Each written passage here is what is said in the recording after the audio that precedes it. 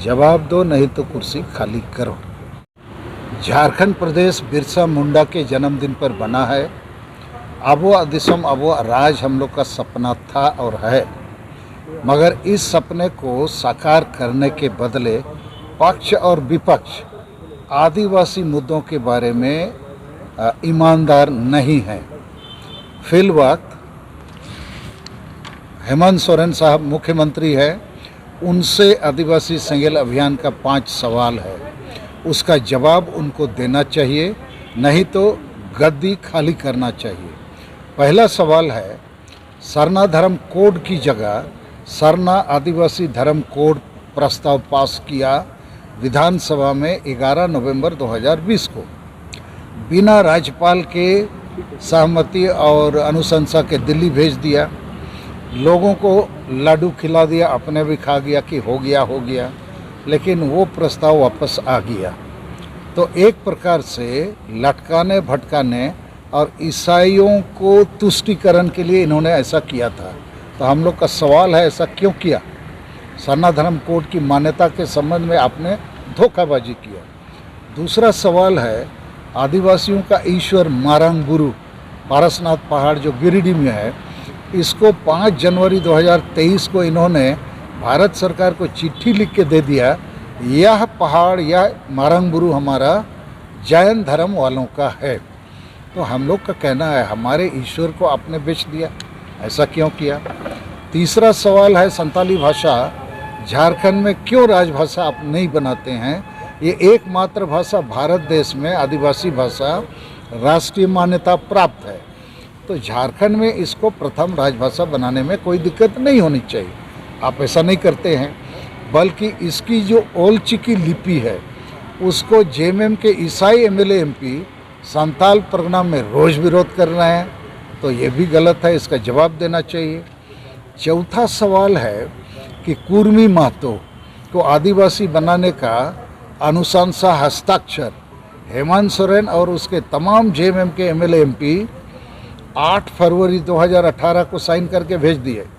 तो कुर्मी महतो यदि आदिवासी बन जाएंगे तो हम लोग जो असली आदिवासी हैं, संताल, मुंडा, उरांव, भूमिज हो, खड़िया, बिरहोड़ आदि, हम तो फांसी के फंदे में लटक जाएंगे। तो आप हेमंत जी आदिवासी विरोधी हैं, आदिवासियों के हत्यारा प्रमाणित हो रहे हैं, क्यों ऐसा किया? जवाब दो। 5 नंबर सवाल है, हम आदिवासियों का स्वशासन व्यवस्था है, परंपरा के नाम पर वंशानुगत माझी परगना, मनकी, मुंडा, डोकलो सोहर और एक तो क्या है जी, पढ़ा पंचायत, ये लोग जो है सबकी सहमति से नहीं बनते हैं। वो बाप का ही बेटा राजा का बेटा राजा बनता है। इसके चलते क्या है, अधिकांश ये लोग अनपढ़, पियक्कड़, ना समझ, संविधान कानून नहीं समझते हैं। तो गांव में अभी तक नशापन, अंधविश्वास, डायन प्रथा, ईर्ष्या, द्वेष, आदिवासी महिला विरोधी मानसिकता और वोट को हानिया, दारू, चखना रुपया में बेचने का परंपरा चालू है। तो गांव में एकता नहीं है, तो गांव-गांव में एकजुट आदिवासी नहीं होगा तो बड़ा जन आंदोलन कैसे होगा? तो इन तमाम कारणों से हम लोग पिछड़ गए हैं। लेकिन हेमंत सोरेन क्या कर रहा है, उस डोकलो सोहर, पढ़ा पंचायत, माझी परगना, मनकी, मुंडा को बोल रहा है, तुम लोग जैसे हो, अच्छे हो, ये सब करते रहो, गांव वालों को ढकेल के रखो, मार के रखो, हम ऊपर से महीना में ज़्यादा पैसा देंगे, मोटरसाइकिल भी एक तो देंगे, घर भी बना के देंगे। तो हम लोग बिल्कुल इसके खिलाफ है, क्योंकि ऐसा करने से आदिवासी और रसातल को जाएगा। तो ये 5 प्रश्नों का जवाब इनको देना होगा, नहीं दे सकते हैं तो गद्दी छोड़ना होगा। और ऐसा हम लोग करीब 15 दिन अभी आदिवासी सेंगेल अभियान की तरफ से 7 राज्यों के सभी प्रखंडों में मुख्यमंत्री के नाम से मार्फत वीडियो एक ज्ञापन देंगे, जनता को जागरूक बनाएंगे। और 30 जून 2023 को कलकत्ता के ब्रिगेड परेड मैदान में विश्व सरना धर्म कोड जनसभा का हम लोग आयोजन कर रहे हैं। लगभग 5 लाख आदिवासी का हमारा टारगेट है। चूँकि 2011 साल में लगभग 50 लाख आदिवासी सरना धर्म लिखाए थे, हम उनको भी बता रहे हैं, खाली नाम लिखा लेने से नहीं होगा, वहाँ आना होगा, ताकत दिखाना होगा, तब भारत सरकार पर दबाव बनेगा। और संताल भाषाभाषी भी 100 लाख से ज़्यादा हैं, नेपाल, भूटान, बांग्लादेश में भी हैं, तो सब लोग आमंत्रित हैं। भारत में 700 प्रकार के आदिवासी हैं। भारत में 47 लोकसभा के आदिवासी एमपी हैं, 562 आदिवासी एमएलए हैं विभिन्न विधानसभाओं में, और अनेक आदिवासी संगठन हैं। तो हम लोग सभी को कलकत्ता के बहुत बड़ी रैली में बुला के भारत देश में एक बड़ी एकता और आंदोलन का आगाज करेंगे। और इसके पीछे हम लोगों ने प्रेरणा लिया है, अमेरिका में एक बार काले निग्रो लोग 300 साल से गुलाम थे, तो उनके बीच में से एक काला व्यक्ति पढ़ा लिखा doctor Martin Luther king junior, उसने आह्वान किया कि अमेरिका के काले लोग आ जाओ, कलकत्ता चलो। माने अमेरिका का कलकत्ता, वाशिंगटन, 28 अगस्त 1963 साल में।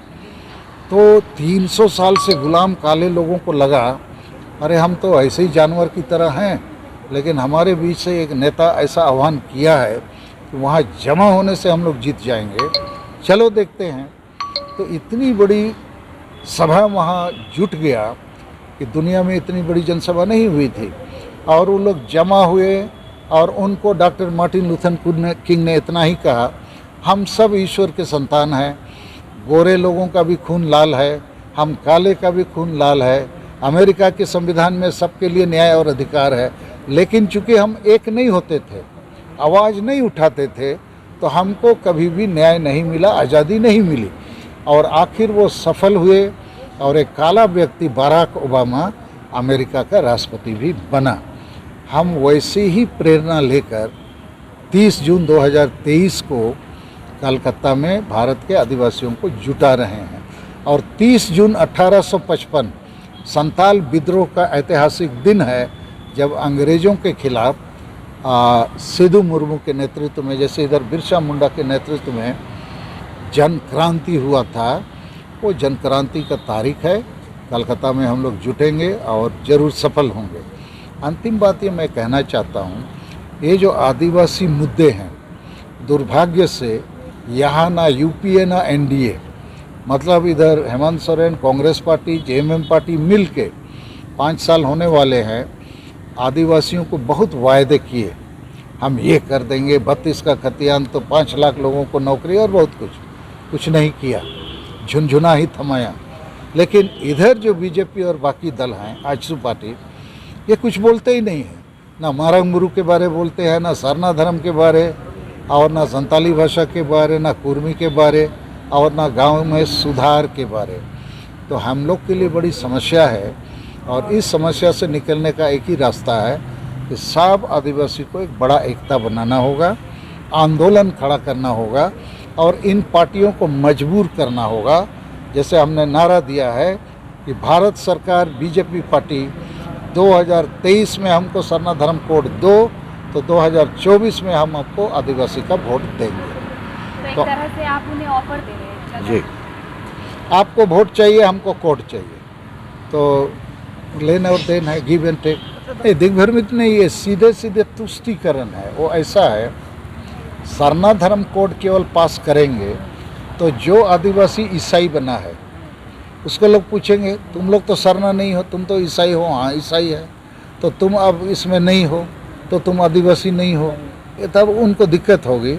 तो हेमंत सोरेन ने क्या सोचा कि सरना को भी डाल दो, आदिवासी को भी, माने ईसाई भी खुश, सरना भी खुश, दोनों का वोट लेते रहो, कंफ्यूज हो जाएगा। आपने कहा कि आरएसएस जोड़ेंगे, तो उनसे मिलकर क्या चाहते हैं? देखिए, बीजेपी का जो पेरेंट ऑर्गेनाइजेशन है वो आरएसएस है, आरएसएस ही बीजेपी को चलाती है। तो हम चाहते हैं आरएसएस के मोहन भागवत भी समझे और ये नरेंद्र मोदी जी भी समझे कि भाई हम आदिवासी धर्म की मांग कर रहे हैं, सरना धर्म को। तो भारत देश में एक तो मौलिक अधिकार के रूप में है अनुच्छेद 25 के तहत धर्म की मान्यता का मुद्दा, दूसरा हिंदू धर्म के साथ सिख, जैन और बौद्ध भी हैं अलग अलग पहचान के साथ, तो उसी की तरह हम सरना को भी मान्यता दे दो ना, ताकि हम ईसाई या मुसलमान ना बने, क्योंकि वो विदेशी भाषा, संस्कृति और धर्म का बात है। हम तो यहाँ के असली आदमी हैं, तो असली आदमी को नकली मत बनाओ, ईसाई या कुछ और बनने के लिए प्रेरित मत करो, तो हम पर ध्यान दो। तो मुझे लगता है, हो सकता है कि मोहन भागवत जी और नरेंद्र जी को कोई समझाया नहीं ठीक से। और हमारा तो ऐसा मत है कि बीजेपी में बहुत आदिवासी नेता हैं, मंत्री हैं, बहुत कुछ हैं, लेकिन वो पद पोस्ट के लिए है। आदिवासी समाज की भाषा भाषा जाति धर्म रोजगार कैसे मिलेगा, उस पर वो ज़्यादा बात नहीं की।